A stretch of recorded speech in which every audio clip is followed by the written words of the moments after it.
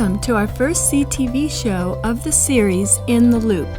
Today we will be featuring art and technology festivals, specifically the upcoming 2011 Burning Man Festival.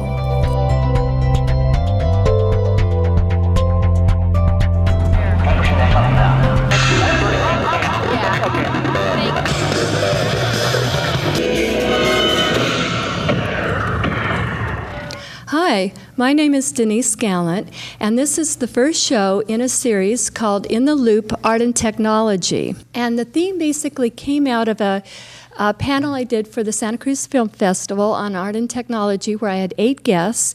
And what I realized is that the theme is so broad that it could be an entire series.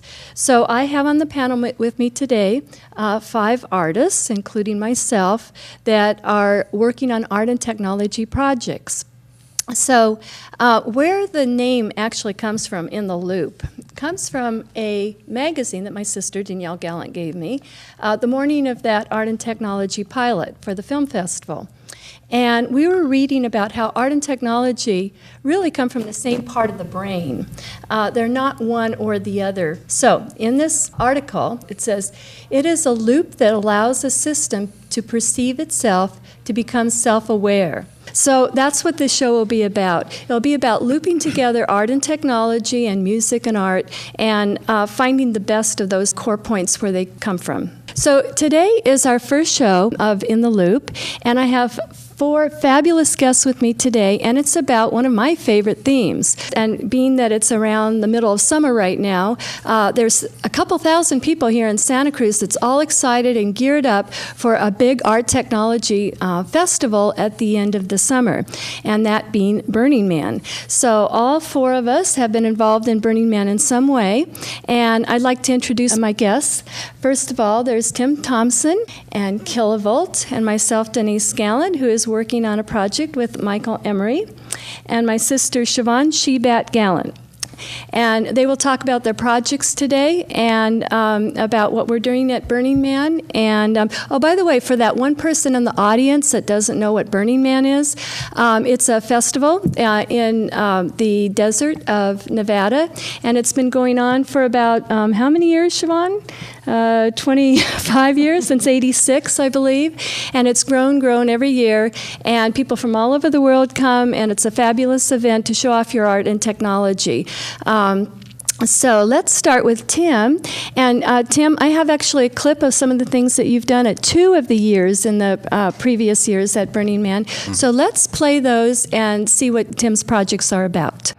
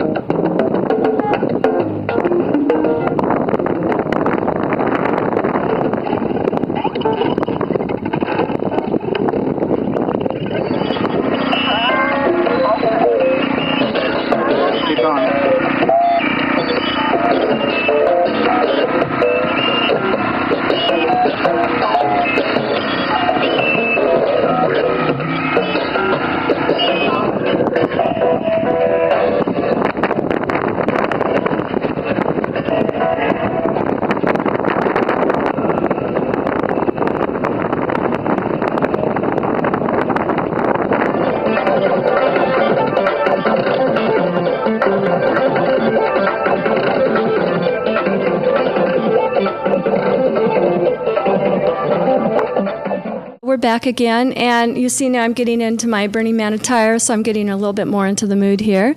And so Tim, tell us about your interactive audio displays. The first one was Dancing Under the Stars of Lyra, right? And what was that about? Well, it was, a lot of my work is an evolution over decades, really, of I've done algorithmic music stuff for a long time, and I'm a software developer by profession. So I've always tried to combine, and a musician as well. So I've always tried to combine my interests. And when I came out to California, I started being exposed to some of the events out here. Woodstockhausen was one of the first ones that gave me an opportunity to perform and build things for performance, and then Burning Man. So 2002 was the first year I went, and naturally I got totally inspired at that point. And the piece you saw there was a giant lyre dancing under the stars of Lyra. I think it's typical of many people's second years. They go the first year, get inspired, and then the second year they go nuts and do something big. So it built on algorithmic music stuff I've done in the past. And I started to play with these PlayStation dance pads, Dance Dance Revolution, that kind of stuff. So people would dance on those dance pads in front of the lyre, and it would trigger MIDI notes. There was a tent off to the side that you couldn't see, and there's a computer in there, and then I had a generator. So it would trigger loops based on the people dancing on those pads, and then the strings of the lyre were actually string ropes, each one lit up individually, and I had MIDI-controlled relays to control turning each string on and off. And you could see some of the light patterns at night. So did the notes actually relate to how a lyre would be played? Yeah, there were two. It would alternate between two modes. One where the position of the strings lighting up was directly corresponding to the notes, and another mode where it would just be some patterns. There were 24 strings, so you essentially get 2 octaves worth of notes there. So did people actually learn how to play the pads so they could play songs? Yeah, one of the pleasures I get out of it is seeing the reactions to the instruments and seeing how people deal with them. Some people walk up and aren't interested and walk away, but most people will stay there for a while, and other people will stay there and study it and learn how to play it. Mm-hmm. And I like to make instruments that people can play, as opposed to just having predefined loops that you're just turning on and off. Mm-hmm. So the instruments I build usually trigger individual notes, and then it loops the notes. So the people are actually building the music themselves. Okay. And was there any particular sound software that was triggering? I've done algorithmic software for a long time. I wrote a programming language called KeyKit for doing MIDI real-time and algorithmic programming. So that does the logical part of the music stuff, and then soft synthesizers, at least nowadays there's soft synthesizers that produce the sounds.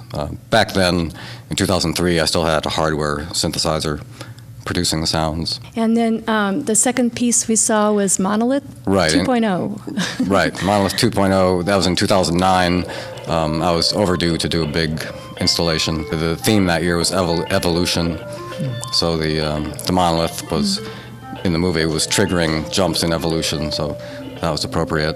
I built an 11-foot high monolith, and on one side was this incredibly complicated musical instrument, and then on the other side was an incredibly simple visual instrument, namely a blackboard with chalk. So people could interact on both sides and create whatever they wanted. Naturally, my biggest focus was on the musical instrument. And it was basically 2 5-track loopers. There were like 100 buttons, and there were actually some multi-touch surfaces in there. A lot of interesting technology. So what was the average length of time people would stand there and try to figure it out? I heard people say they stood there for hours. I don't actually believe that, but it might have seemed like hours. But there were some kids that would come back every day and play it. So definitely a lot of repeat customers. And I saw some people for a while standing there with the wind blowing and the dust, and just like they'd even notice anything. They were just so intent on what you were doing. And you also saw the monolith art car that drove up. Oh, no. That was a funny experience, because the guy drove up with this, a small golf cart with a monolith mounted on the back, and I didn't even notice. I was looking straight at him, and he was waiting for a reaction, and suddenly I see this monolith on his art car.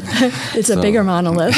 No, it was smaller, actually. Okay. And the great thing was people could write on the monolith, so I had the chalkboard, but the whole thing was black, and you could write on the whole thing, so every day I would come and erase everything so people could do something new.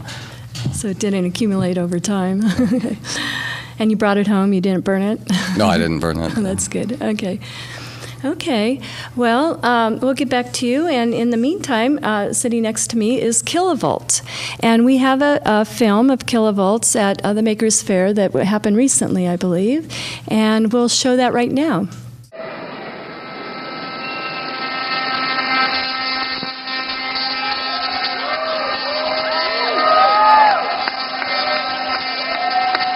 Let's turn this thing really on.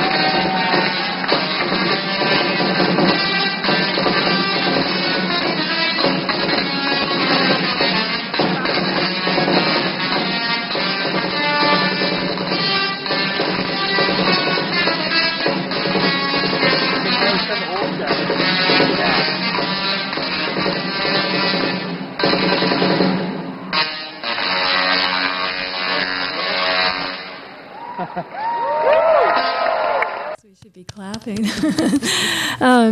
So anyway, Kilovolt was kind enough to introduce me to the people I'm staying with and that we're staying with this year at Burning Man, the Silicon Village people. And last year he performed at the camp. Are you going to be doing that again this year? Yes, I'm looking forward to performing again.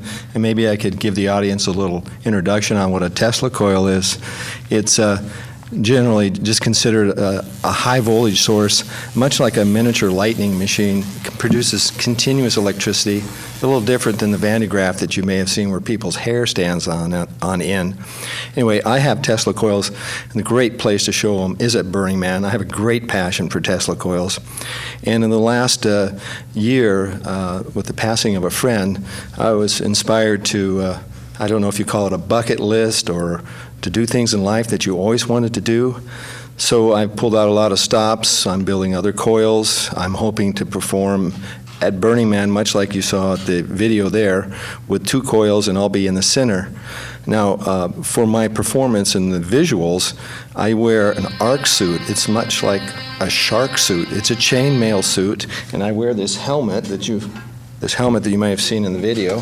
This is just a prop, and the arcs hit my helmet. So anyway, that's part of my show. What's really unusual is that I get a lot of very good response from people. They've never seen a show like this.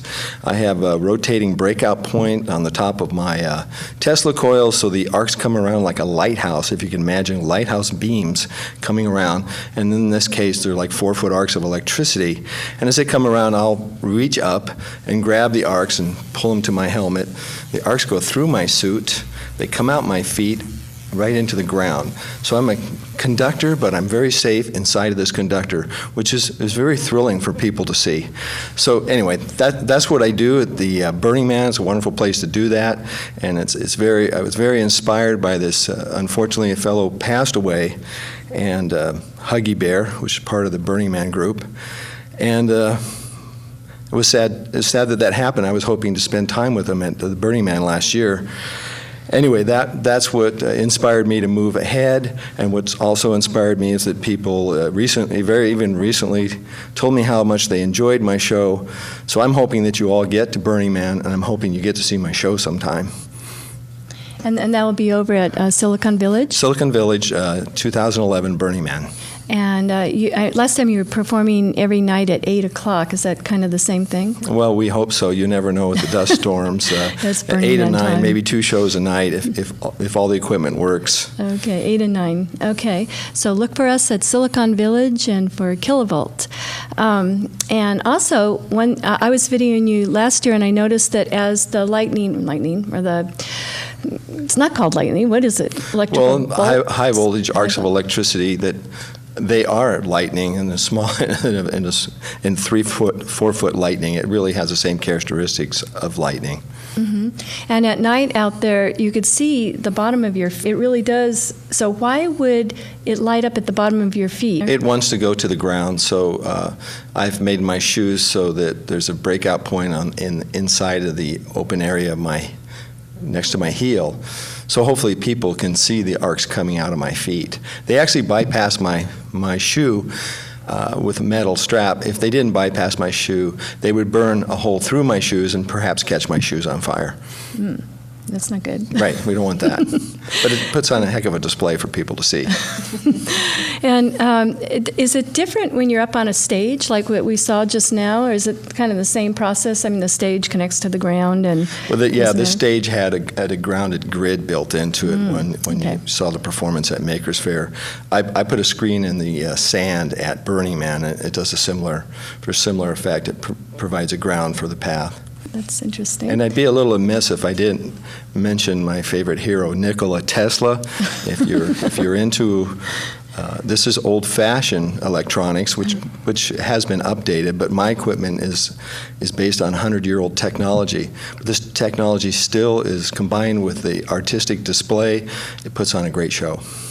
All right. Yes, it does. Definitely. Okay, so we'll move on here.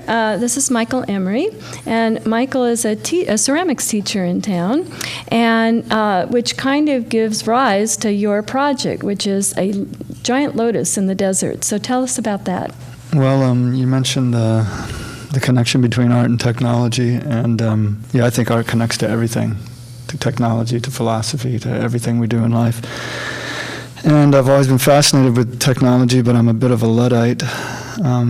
My technology tends to be things that I can touch, like clay, which is probably the first technology humans experimented with. And I'm trying to tiptoe into some of the higher tech forms. Totally terrified because I don't really understand electricity. Especially electrical video and audio in the desert. Right. Yeah. So I've been tiptoeing little by little into it, and for this particular piece, it's kind of the furthest on an evolutionary run that I've been doing with my art. My art tends to evolve. I think most artists, their art tends to evolve over time.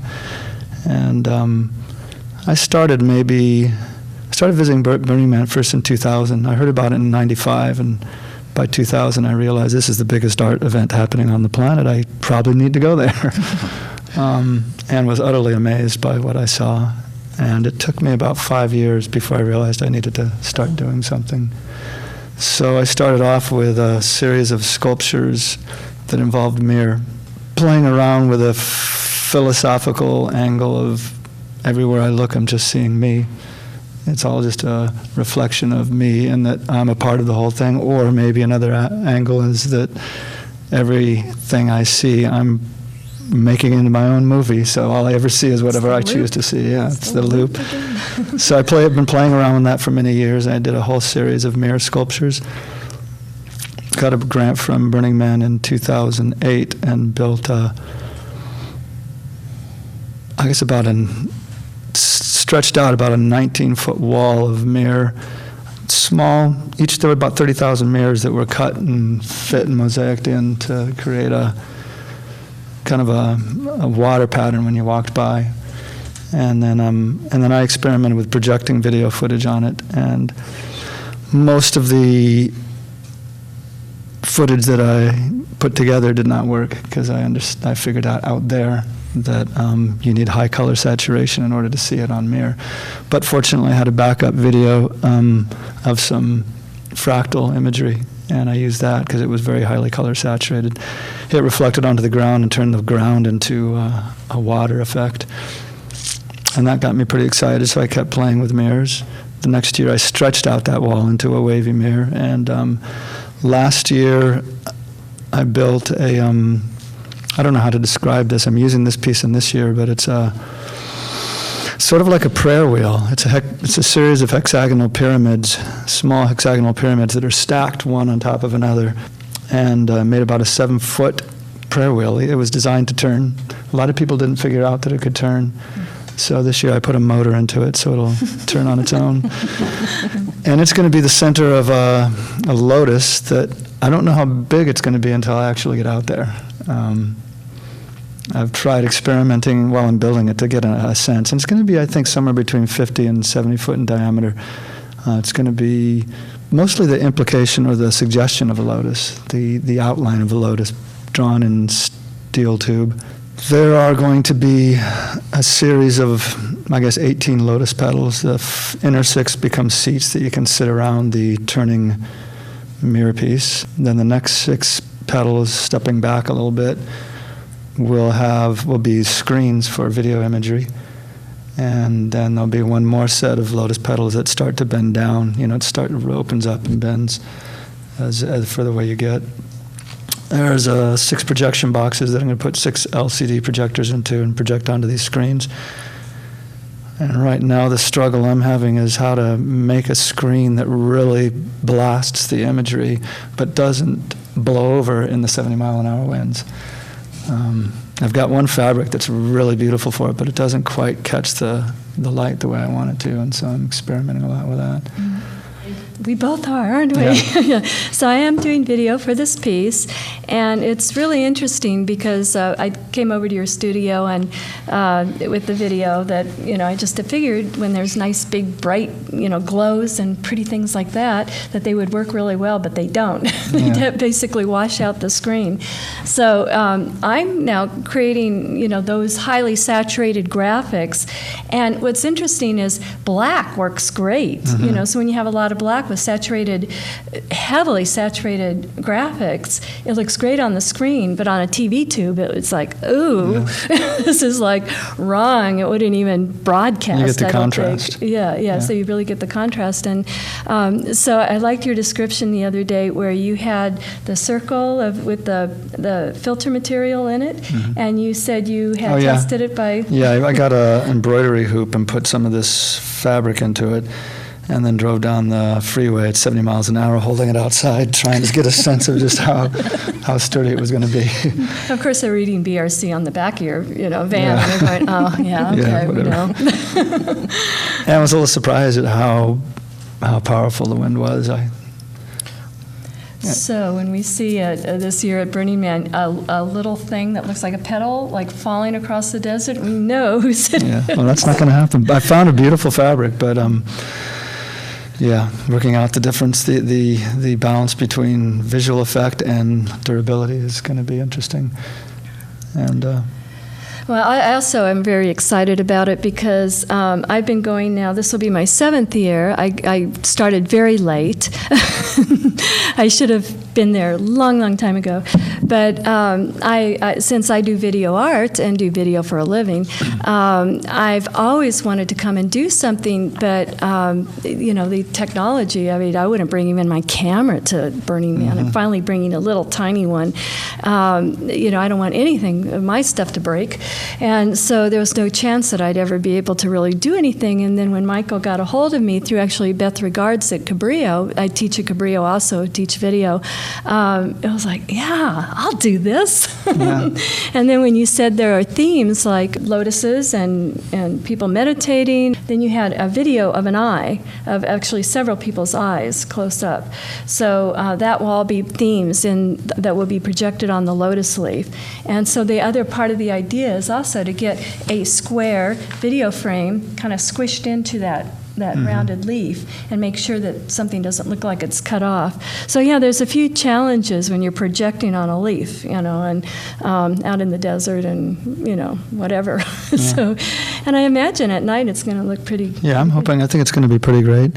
It's definitely pushing my edge. Like for this project, I learned how to weld. I've never welded before. And as I said, technology, high technology is, I get low technology, I get ceramics, I get wood, and I'm doing okay with steel. But getting into the electrical part gets a little more interesting for me. And but art does connect with technology. Art connects with philosophy. I particularly grabbed this piece because, I mean, I had the piece evolving in my mind already somewhat, and then Burning Man came up with this amazing theme this year, Rites of Passage. And I thought, what an opportunity. I think the lotus it's amazing because we've been using this image for thousands of years to sort of express our process of evolution. You know, and I think I've heard, the story I've heard is that the lotus is such a potent symbol because it's got its roots down in the muddy, mucky garbage, and there's this amazing flower that comes up out of that. And so I'm sort of watching, you know, all of our evolution and the various rites of passage that we're going through, and thinking what a great symbol for that. And when you see the sculpture in your drawings from up above, it's sort of like that. You have the base of the lotus that you don't see at all on the desert floor, and then you have the fingers of the lotus coming up out of it. And I wonder if people, as they're coming up to the lotus, if it will really project that way from a side, because from above it looks great.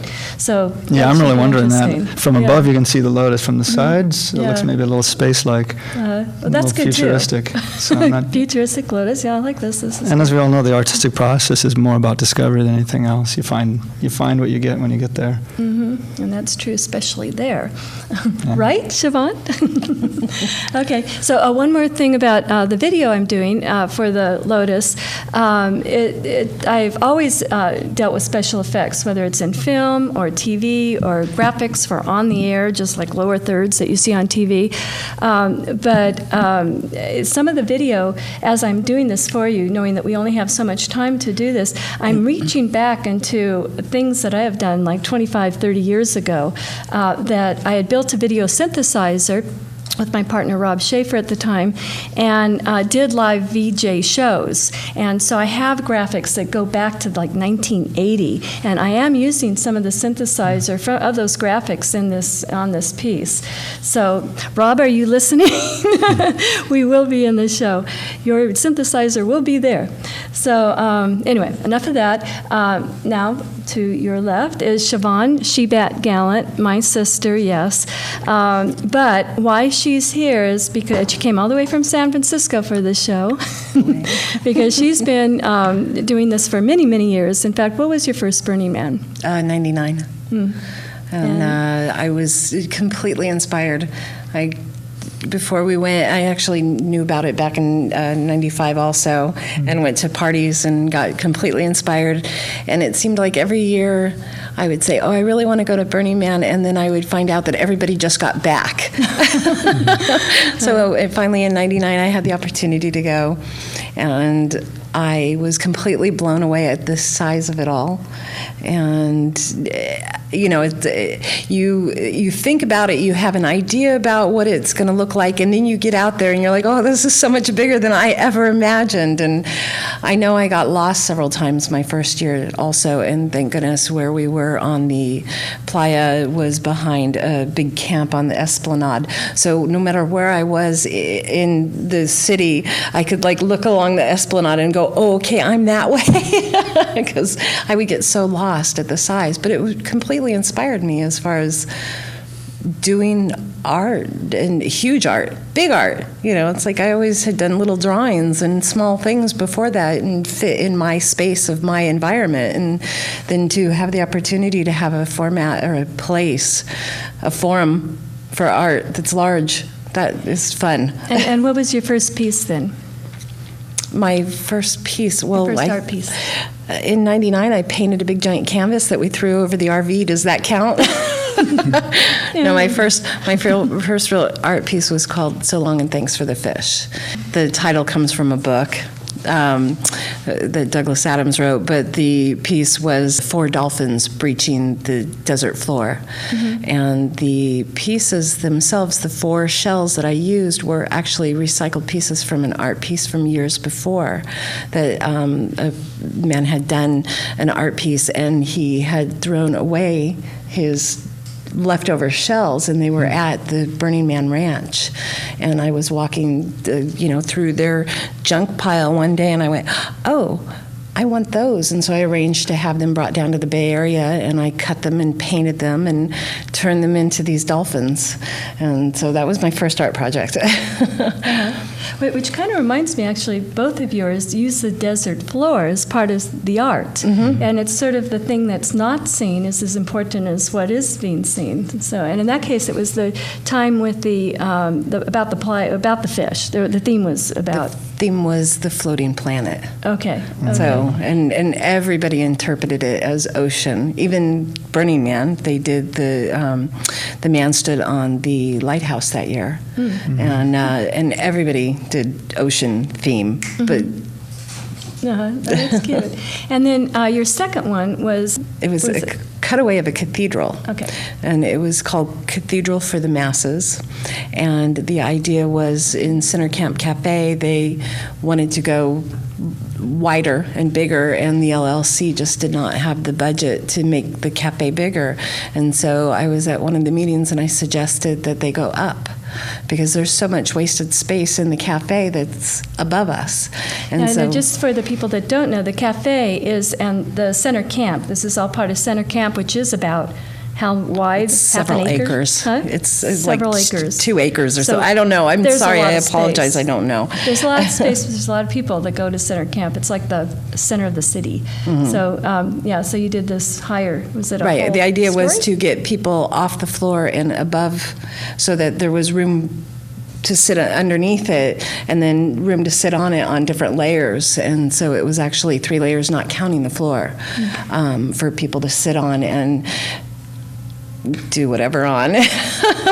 Just sleep on. You have a picture of someone sleeping in it. Yes. That's kind of cute. Yeah, there's a picture of a guy sleeping underneath it. And that was also reclaimed art, reclaimed resources. Mm-hmm. So. Okay, so now years later, you. Actually, no, my first year was the same year that I did the dolphins, and what she's making reference to is I worked on the Man Crew. And You're the only woman that had been on the Man Crew at that time. Well, at the time, there was few of us, but I was the very first woman to ever manage the Man Crew. Okay. I worked on the Man Crew a couple of years. My second year, they started grooming me to take over as one of the managers. My third year, I was a manager, and the fourth year, I was a manager, and then I just got completely burned out. So, as we were discussing before the show started, it's a huge amount of responsibility and anticipation of a lot of people. So. And you described it, actually, before the show started, that when those doors open, 35,000 people at that time, now 50,000 people come and to check out your work. Yes, Is that how you they're critiquing that thing. It's like they came to see if I did it right, and the stress gets to be so much, and it's fun. I miss doing it, and there was an incredible high that came along with it, and I loved it.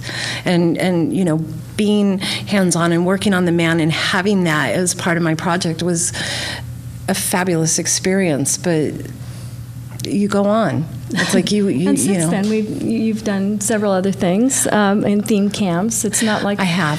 You disappeared. The first year after the Man, I went as a participant for my first time in years as just a tourist, and that was actually very hard to do. It's like you constantly want to do something. You think you should be working. And then the year after that, I tried to establish the Black Rock Philharmonic. Oh, right. And we had several performances that were kind of hacked through, but it was, that within itself was a high, and But really I like fantastic. the fact that you actually brought people to the playa to Burning Man that Had never been, and only were from orchestras. Yes. And came for the first time just to be Just in to your play orchestra. in the orchestra, Yeah. yes, that is That's true. so cute. That was also the year that the Man burned early, and so I went out and volunteered and worked on Man Point 2.0, as I call him, so or Phoenix Man, and there's hundreds of names for him, but we went out and volunteered to rebuild the man. So. Which all of you did very quickly. Well, there was a lot of people working day and night on it. I was just, again, even when I was managing the man crew, I always felt like I was just a pawn in it because it wasn't my design. He wasn't my idea. I just was handed the project to continue. You know, it's like I was the guy that happened to carry the torch that day. So, in rebuilding the man, and when he burned early, there was, so many people out there around the clock, and so many people that just stepped up to it and got that man up again. Every carpenter on the playa, the neon guy left the playa and went into Reno to find that exact neon, because it was a very specific neon that they had on him that year. And there's a lot of people there. There's a lot of people that put into that project, and. I know when the man turned 20, I was a manager, and the Chronicle newspaper came out, and these two people interviewed us, and unfortunately, the woman kept referring to me as the assistant, and I wasn't. I was actually a manager, which kind of bugged me, but I guess she just couldn't wrap her mind around the fact that it took two managers of this huge crew to make him, to build the man. In 20 years, we're still doing pretty much the same design and everything. It's not like there was only very few things that we changed on him through the years, and it was your technology. Going back to the technology, is how to get his arms up easily, and how to make sure that his arms stay up, and how do we not let him stand like this on the the pedestal, and But there's a lot of people behind that, a lot of carpenters and a lot of very skilled people. Yeah. Sorry, go on. No, that's okay. Well, we'll get back to that. But I did want to get back to Tim, because Tim has a piece that's coming up. Now, is this going to be at Burning Man? You just had it in several festivals. Right. I've been developing it this year using the Microsoft Kinect as an instrument where you just wave your hands and produce music. And so I'll be having it in our camp this year. Oh, great. This will be what's actually your camp? It's called Multi-Touch camp. We haven't heard whether we've been placed yet or not, but I specifically created a small theme camp just to host this installation. It'll have projection as well as music, and that's one reason for having it in camp. Okay, well, let's see a little bit of that from your other festivals, and we have a clip of that we'll play.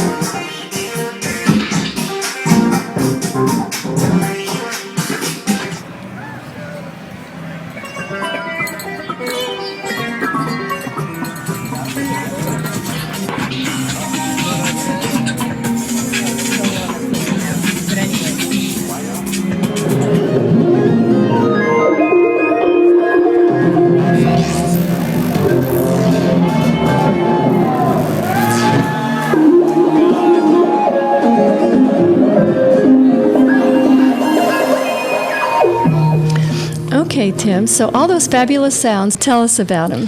Well, this is typical of what I do. I'm always experimenting with new technology. So the Microsoft Kinect is the latest new thing. They've sold like over 10 million of them for games, but I always want to use stuff for music and other things. So I got a Kinect and started playing with it, and this is what I ended up with. the Kinect is a camera that can detect the position of your hands, both X, Y, and depth. And you could tell at various times I would push my hand through the frame, and it would either add vibrato or mix in a different sound or add a filter. And so it's a very engaging instrument, both for the performer as well as the audience. And so I've been evolving it over the last few months. And you saw some examples showing it at Lightning in a Bottle, which is a festival down in near LA. Similar to Burning Man, it's actually growing pretty fast. This year there were 12,000 people there. Wow. We're in LA. Silverado. And so we had a dome actually with a bunch of interactive music things there. And actually that group of people, I'm hoping that next year we'll do a similar kind of thing at Burning Man. And then I also performed with that instrument in a battle of the controllers. Where was that? That was in San Francisco. And Who won? I came in tied for third. Okay. So people, as you saw, the swinging tennis ball. So anything that appears in those frames will trigger the sounds. Every frame is a different sound, and pitches go left to right, and I can control the timing with the vertical dimension. So since I only have two hands, the tennis ball was a good way of having a drum pattern to keep going while I did other things. So that was a big hit with the audience. So that's what I'll have in our camp, and I'm planning on enhancing it so that in addition to generating music, it's also generating visuals. So every pane of that frame will be a different color, different shape, and the depth can control the size of things or other aspects of the visuals. So.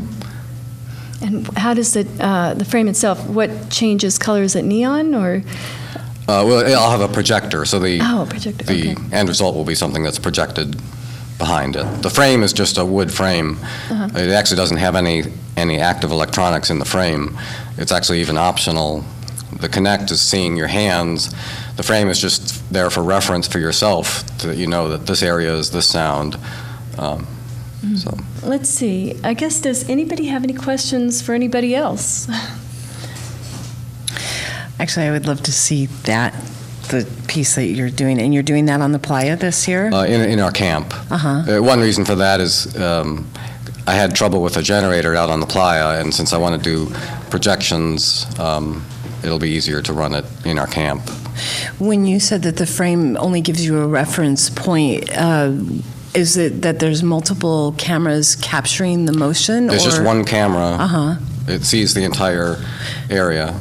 And is the software make it so that it actually grids out like where each note would be? And yeah, within each of those frames, it's about a 2-octave range within each one.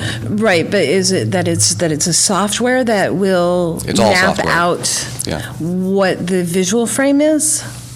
So, like in its own, like say in the visual frame of it, in its own mind's eye, it has a grid already laid out for it. I've written the software so you can actually train it on anything that's flat with holes in it.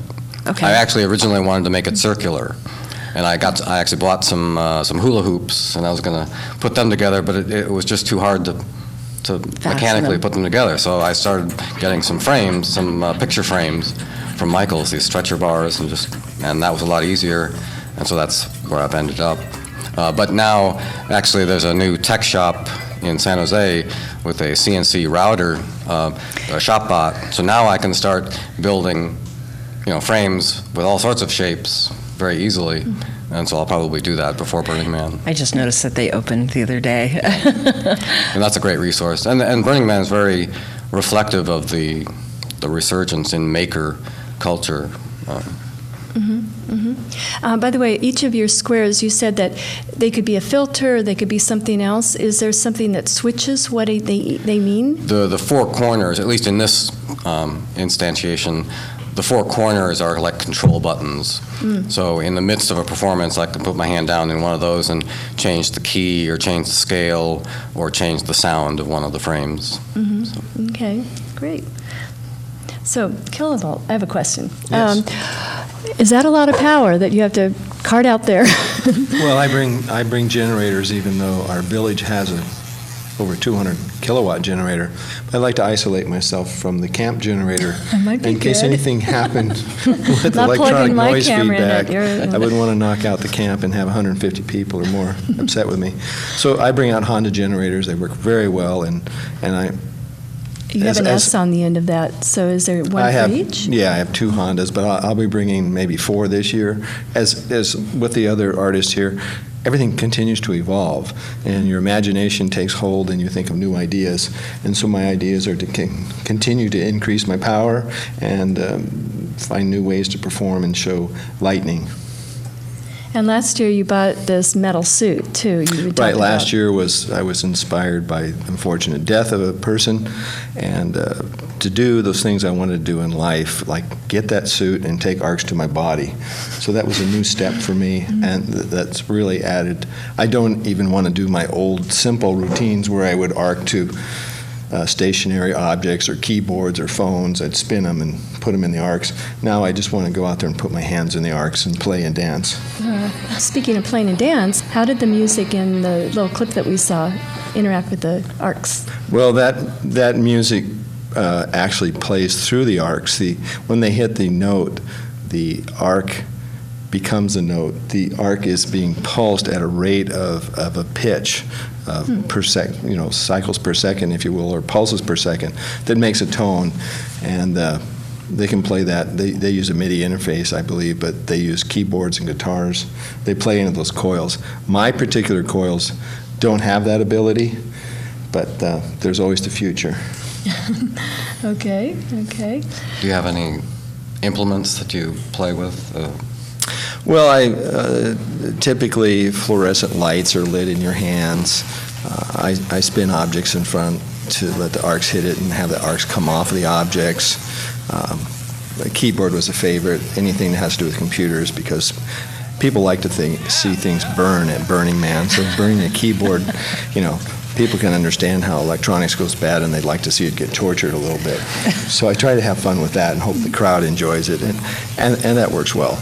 I've also handed fluorescent tubes to members of the crowd, and the tubes light up in their hands. But I don't think I'll be doing that anymore. It's too much to control the whole crowd. But it sure is a lot of fun. So I'll pick out a few individuals and let them light tubes in their hands. Some that look like they will connect to the ground well, is that how you choose? We'll just let it happen, see how it goes. Everything keeps evolving, like everyone is saying here. Burning Man is a continual changing experience. And when I get out there, I might discover new things I want to do right on the spot. I was in L.A. Doing video once in the 80s, and we had this great big massive Tesla coil with this group of people. So I worked and was around this little Burning Man-like group.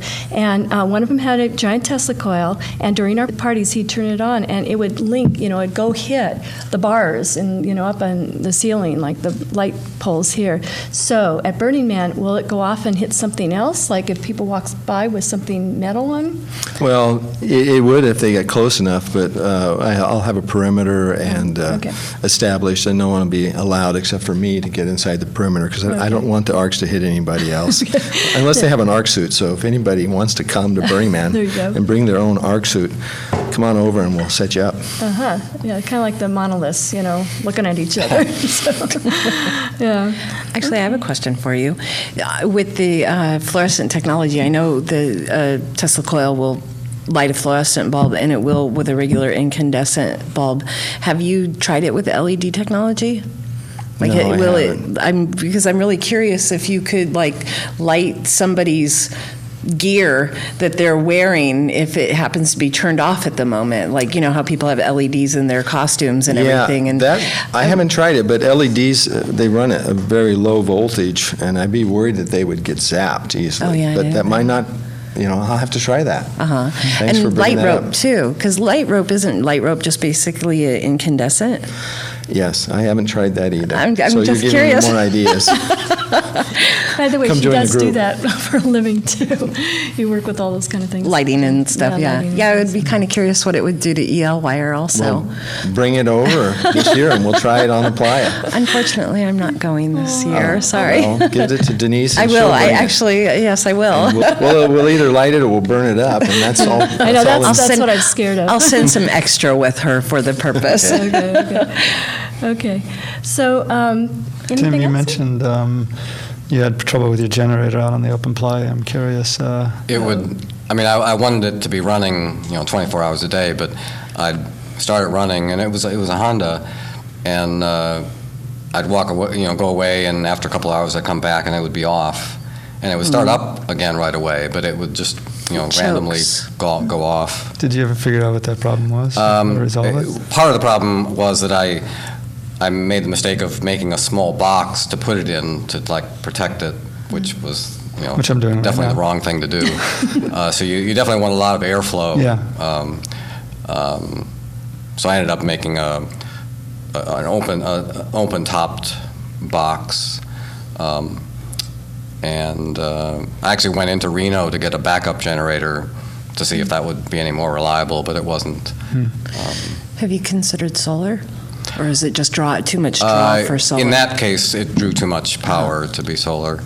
But it's pretty easy nowadays to run computers and sound speakers and even lights off of batteries, 12-volt batteries. And I have solar panels in our camp to recharge the 12-volt batteries, so that works pretty well. And what are you using right now? A generator? Yeah, I'm using a generator that I've had rigged up for propane, and I am building a box for it, but I'm putting a lot of fans and filters. Yeah, So you can't to keep it overestimate cool. how much Yeah. airflow you need. And Michael, you're bringing extra DVD players? Well, actually, right now we're trying to figure out how to work with a media player. If we can figure out how to get the media player onto S cable, because I'm going to be using S cable. What's a media player? It's sort of like a simple MP3 player, something I can put the media onto rather than being on a DVD. Yeah, That'd you be don't good. want a DVD. I've had actually incredibly good luck with electronics out there. Nothing has ever failed on me, including projectors and computers. But You a talk DVD later. player is the only thing I've had problems with. The dust won't Destroy track it. it all. Okay. So. You guys are talking after this show. I'm going to make you.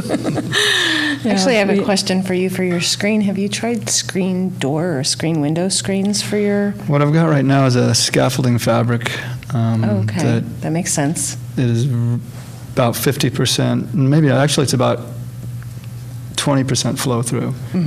And it looks sort of like screen door, except for it's white, which is what I want. And the wind blows well through it, but also the light flows through it. Okay. So I'm still working on that. Yeah, because I was thinking what has a small enough pattern but still lets air go through, and I thought of a screen door.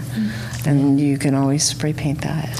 Yeah, I was thinking today, And like wind. maybe just lose this idea and just make it out of door skin, make it out of wood, so I know that it's not going to go anywhere. But it's all in process. We'll see. And I like this idea of the solid state non-DVD player too, so we'll have to work on that, maybe the three of us. So.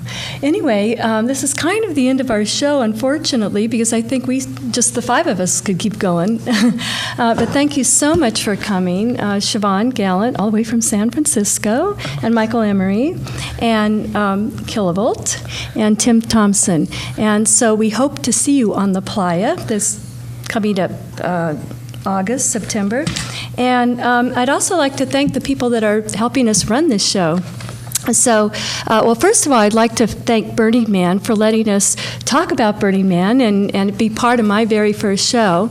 And upcoming shows will include Tandy Beal and visual artists that work with Tandy and her project Hereafter Here. That will be coming up in September at Cabrillo. I will have Rick Walker here, and he'll be doing a whole audio-visual performance, including Tim, as well, with black lights and day glow paint, and he's also the person that started the Looping Festival, so that's quite, that goes along with his whole theme as well. And I'd like to again thank the Santa Cruz Film Festival for getting this little project going in the first place. So, and I'd like to especially thank the crew of this show. First of all, SCTV and all the people that keep SCTV running. Ron Powell, who's the director in the other room. Paul Logan, who's doing audio. And Karen Scott on character generator. Matilda Rand on camera. Gail Williamson on camera. And Dave Goldman on camera. And I'd like to thank Craig Goldstein for helping carrying this wonderful table into this room. We are looking for sponsorship for this show for all of you that care about art and technology. We would love some sponsors for the show, and we will include you in the credits for an entire year. If you have any interest in that, please contact me, Denise, at video4.biz. And so again, thank you so much for coming, and hope to see you next month with Tandy Beal here on In the Loop. We would like to thank the following individuals and companies for their sponsorship of this new program, In the Loop Art and Technology. Tandy Beal and Company, celebrating 40 years of creating arts in Santa Cruz County with theater, dance, circus, music, and art education. Larry Cuba, who is recognized as a pioneer in computer animation, including the famous Death Star computer animation in Star Wars. And one of our first show guests, Kilovolt of Tesla Entertainment. Ed Darren, now an animator at DreamWorks, Ed got his start with public television. He believes in keeping community TV operating, gives students opportunities to further their professional goals. Jess Damson, Digital Art and New Media, founder and director of High Beam Associates, business and media development for corporate creative endeavors. Ron Heidecke of Freedom Media, serving the Watsonville area for over 30 years with video production, photography, and duplication. Eric Tierman, Academy Award nominee, of the Impact Media Group, a full-service creative media agency with a 30-year history in Santa Cruz. And Video for Creative with Montara Creative specializes in branding, marketing, video production, web video, and social media design. Video 4 brings you this program, In the Loop.